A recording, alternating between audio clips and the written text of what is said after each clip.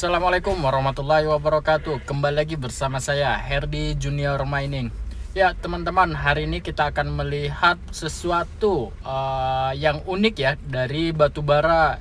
Yaitu kita berada di tambang batu bara dan kita melihat fenomena yang terbilang tidak biasa. Nah, apa itu? Yaitu batu bara itu ternyata mengeluarkan suara.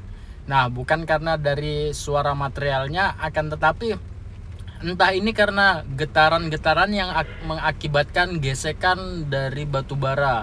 Ya walaupun sekilas kita lihat dan kita perhatikan dengan seksama, batu bara ini tidak bergerak ya, akan tetapi mengeluarkan suara-suara aneh. Nah, suara anehnya seperti apa? Suara anehnya ini seperti minyak goreng yang panas dan dimasukkan sesuatu ke dalamnya seperti ikan ataupun apapun itu, sehingga menyebabkan suara yang sama persis seperti yang akan kita lihat ini.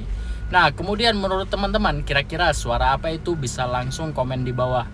Oke, baik, setelah ini kita tidak akan bersuara lagi, kita akan fokus mendengarkan suara dari batu bara yang aneh dan unik.